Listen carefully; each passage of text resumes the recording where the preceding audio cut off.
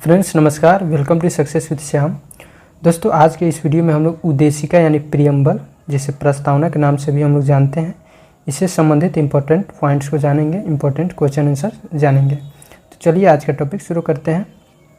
देखिए प्रस्तावना, जिसे हम लोग उद्देशिका भी कहते हैं, इसको शुरू करते हैं। जैसे हम भारत के लोग भारत को एक संपूर्ण प्रभुत्व संपन्न समाजवादी पंथ निरपेक्ष लोकतंत्रात्मक गणराज्य बनाने के लिए तथा उसके समस्त नागरिकों को सामाजिक, आर्थिक और राजनैतिक न्याय, विचार, अभिव्यक्ति, विश्वास, धर्म और उपासना की स्वतंत्रता, प्रतिष्ठा और अवसर की समता प्राप्त कराने के लिए तथा उन सब में व्यक्ति की गरिमा और राष्ट्र की एकता और अखंडता सुनिश्चित करने वाली बंधुता बढ़ाने के लिए दृढ़ संकल्प होकर अपनी इस संविधान सभा में आज तारीख 26 नवंबर 1949 ईस्वी, जिसे मिति मार्ग से शुक्ल सप्तमी संवत 2006 विक्रमी को एतद द्वारा इस संविधान को अंगीकृत, अधिनियमित और आत्मार्पित करते हैं।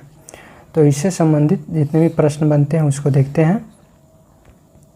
देखिए संविधान सभा में उद्देश्य प्रस्ताव कब प्रस्तुत किया गया था? तो यह 13 दिसंबर 1946 को प्रस्तुत किया गया था। नेक्स्ट, भारतीय संविधान का कौन सा भाग भारत को एक धर्मनिरपेक्ष राज्य के रूप में वर्णित करता है? तो संविधान की प्रस्तावना। देखिए भारतीय संविधान की प्रस्तावना में भारत को एक प्रभुत्व संपन्न समाजवादी पंथ निरपेक्ष लोकतंत्रात्मक गणराज्य के रूप में घोषित किया गया है।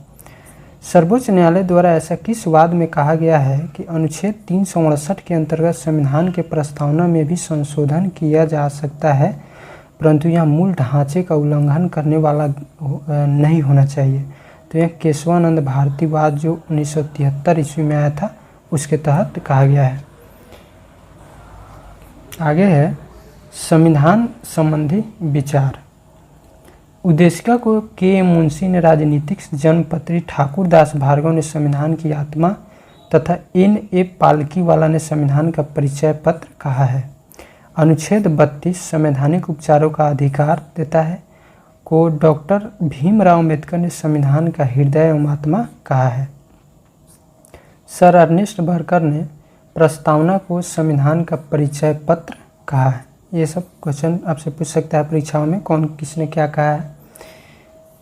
उसके बाद है भारत के संदर्भ में पंथ निरपेक्ष का सही भाव क्या है? तो भारत में राज्य का कोई पंथ यानी धर्म नहीं है। जितने भी लोग हैं, जितने भी धर्म के मानने वाले हैं, सबका अपना अपना मानना है कि सब अपने धर्म में विश्वास रखें। इसलिए भारत के संदर्भ में पंथ निरपेक्ष का यही मतलब है कि भारत में राज्य का कोई अपना धर्म नहीं है, किसी पर भी कोई ज़बरदस्ती कोई धर्म थोपा नहीं जा सकता है। उद्देशिका में सम्मिलित सामाजिक, आर्थिक व राजनीतिक न्याय के तत्व किससे संबंधित है? तो 1917 के रूसी क्रांति से संबंधित है। यह क्वेश्चन कई बार पूछ चुका है कि उद्देशिका में सम्मिलित सामाजिक, आर्थिक व राजनीतिक न्याय के तत्व किससे संबंधित है? तो यह 1917 के रूसी क्रांति से संबंधित है। उच्चतम न्यायालय ने किस वाद में यह धारणा प्रस्तुत की कि उद्देशिका संविधान का अभिन्न अंग है? S.R. बोमई बनाम यूनियन बैंक ऑफ इंडिया। देखिए सभी व्यक्ति पूर्णतः और समान रूप से मानव है, यह सिद्धांत कहलाता है सार्वभौमिकता का सिद्धांत। आगे है भारत में लौकिक सार्वभौमिकता है क्योंकि संविधान की प्रस्तावना आरंभ होती है हम भारत के लोग, we the people of India शब्दों से। लोक कल्याण शब्द भारत के संविधान की उद्देशिका में नहीं है, बल्कि यह राज्य के नीति निर्देशक तत्वों का भाग है। आगे है किस संविधान के द्वारा भारतीय संविधान की उद्देशिका में संशोधन किया गया था? तो 42वें संविधान संशोधन के द्वारा संशोधन किया गया था। भारतीय संविधान की प्रस्तावना में जिन आदर्शों एवं उद्देश्यों की रूपरेखा दी गई है उनका विस्तार कहाँ है? तो मूल अधिकारों, राज्य के नीति निर्देशक सिद्धांतों एवं मौलिक कर्तव्यों के अध्याय में। राज्य का सबसे महत्वपूर्ण तत्व क्या है? तो संप्रभुता जो है राज्य का प्रमुख तत्व है, महत्वपूर्ण तत्व है। समाजवादी, सोशलिस्ट, अखंडता, इंटीग्रिटी तथा पंथ निरपेक्ष सेक्युलर शब्द संविधान की प्रस्तावना में किस संशोधन के द्वारा सम्मिलित किए गए थे? तो 42वें संशोधन द्वारा।